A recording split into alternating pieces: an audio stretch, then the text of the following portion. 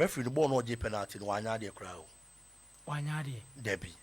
Then your penalty. I think I have some video here. See, me say a bit me show some video now. Linesman let penalty. Linesman but at the end of the day, referee didn't linesman be communicate. And no communicate we are. The final decision lies on the referee. So linesman make us a ball near penalty. That's a referee make us a penalty. At the end of the day, referee didn't hear babies and questions. There was contact. No calm. No cray. But ball is see one thing.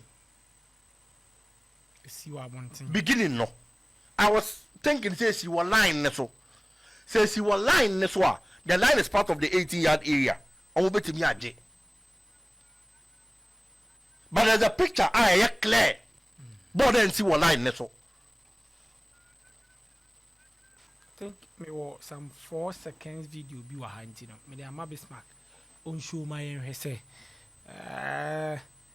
born was it a penalty and you know show we my na because referee no from where I was sitting may commentary no say referee no foul say foul like a foul outside the 18 but before say referee be realize no na line no akogina honom dada Bismarck manim correct nanka I drew ho na nanka so betimi post join a live on Facebook I help him so already on Facebook nti e correct kakra I said the eba na no post na my nanka ya hwe who say referee ni gina here is it I think so we here very very clear nti no join a live on Facebook na ya hwe said the Atakwate was on the line hwe be keeper ni gina say line so how me poku 9 minu ne wo wiem no enye kwampo Saka Dauda. Sorry, Saka Dauda. Mebao. The contact. We are talking about the contact. Saka Dauda. Obekasa is on the line. But Saka Dauda 9 minu na na e wosoro. Bismarck manen kon kakra eni. So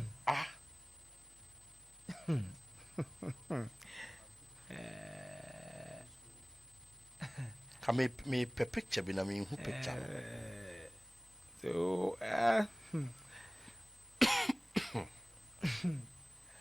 I don't know. Johnny Live is see on Facebook na ye ni enkomo. It's a game no na ye show the penalty incident no. Was it a penalty na na penalty? Nkofo dodo na cassette say it wasn't a penalty. Saying na wonso hu no. Saying and I wonso hu a game no. Okay. And joining us see we say outside. We say outside. And joining live see our Facebook. Na we from Lens video am to me from game no and ye show no joining live see our Facebook na ye share said I don't know esi akwanti bigi to asma me na picture no hu na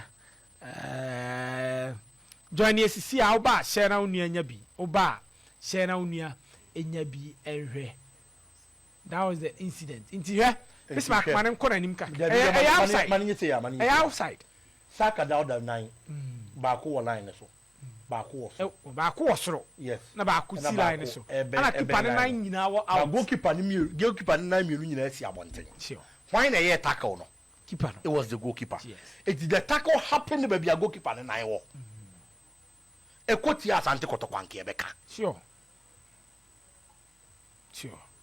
say ekoti Kotoko anke ebeka this wasn't a penalty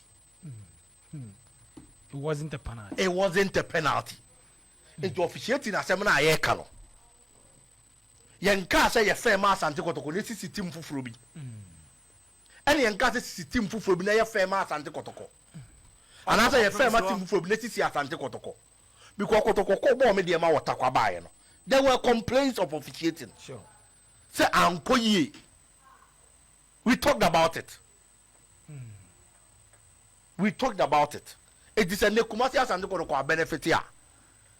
We also have to talk about it because officiating improve e be bo ma game na improve and was a game ni say kwa referee be gina ba incident ni see ne pega ne nsa wo say was a free kick e be hu say like any stopping oh Bismarck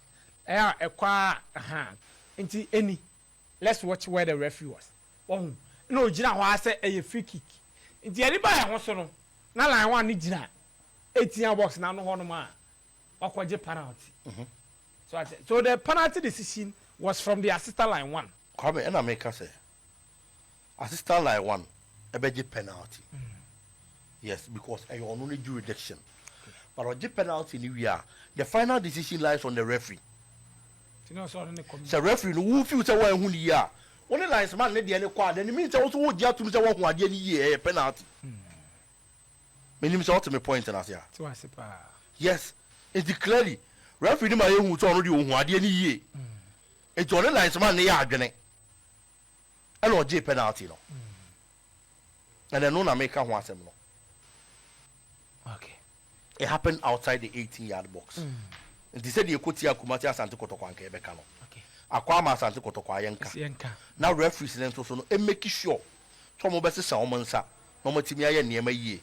Because for me, the mimi videos are my pictures are my no clearly. It wasn't a penalty. Okay. Mate. Leonard Kusiajimai. And so dear, I don't know.